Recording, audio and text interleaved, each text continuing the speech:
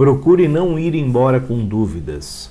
Sempre que você consagrar medicina, no final do ritual, se você tiver alguma dúvida com relação ao que veio para você, procura conversar com alguém que tenha experiência, que já consagra há bastante tempo, alguém que seja terapeuta, alguém que tenha alguma noção sobre as coisas, para trazer uma outra percepção sobre o que você viveu.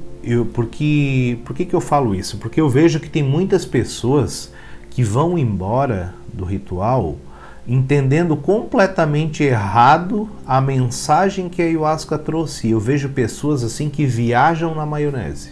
Eu vou dar um exemplo disso. Um dia teve uma moça que ela consagrou a medicina, e daí no final eu perguntei, e daí, como é que foi? Aí ela assim pra mim, eu acho que eu tenho pouco tempo de vida. Aí eu olhei, o que você vivenciou? Ela disse, não, foram muitas coisas. Numa das partes, ela disse que ela estava no caixão, ela viu o velório dela. E daí ela viu o marido, os filhos, e daí ela viu eles chorando e tal no velório dela, né? Ela viu eles indo embora.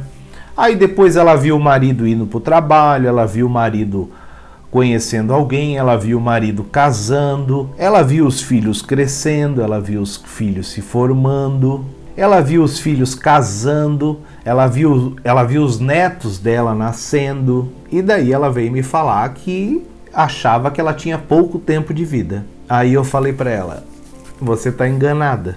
Por que a ayahuasca trouxe essa experiência para ela e mostrou para ela? A ayahuasca mostrou para ela que se ela morrer amanhã, a vida da família dela vai continuar. A ayahuasca mostrou para ela que eles não são dela e que ela não é necessária na vida deles. E por que a ayahuasca mostrou isso? Eu falei para ela, porque você é muito controladora. Provavelmente você fica trepada em cima dos filhos, querendo cuidar, querendo proteger, e acaba travando a vida deles, travando até a vida de vocês. É como se ela tem um medo, uma proteção excessiva, e aquilo atrapalha a vida dela e deles. Então a ayahuasca trouxe aquilo ali para ela, e é muito real quando a gente vivencia isso na ayahuasca.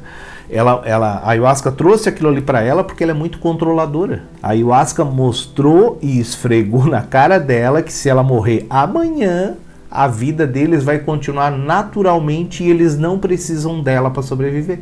Aí eu falei para ela, agora você tem que refletir se precisa todo esse cuidado e essa preocupação que provavelmente atrapalha ela nos afazeres dela. Ela não consegue fazer o que ela tem que fazer na vida porque ela fica cuidando deles demais. É fácil falar para mim que não sou uma mãe, né? Só que é assim, quando a ayahuasca traz uma vivência dessa, é como se ela joga no teu inconsciente que você não precisa se preocupar. E automaticamente aquela preocupação toda, aquela falta de confiança, né, sai.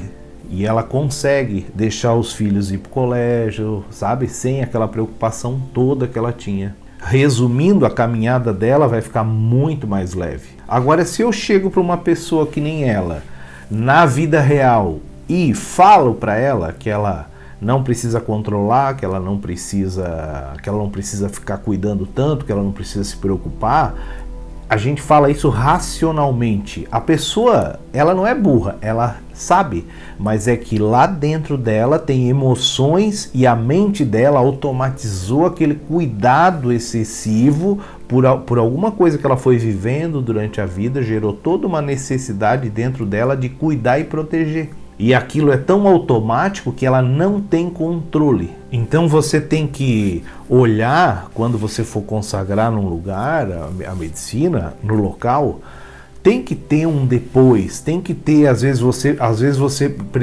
precisa, né, conversar com alguém depois, buscando entendimento. Quando eu vivencio, eu vou lá e converso com alguém sobre as coisas que vieram para mim, porque eu olhei de um ângulo.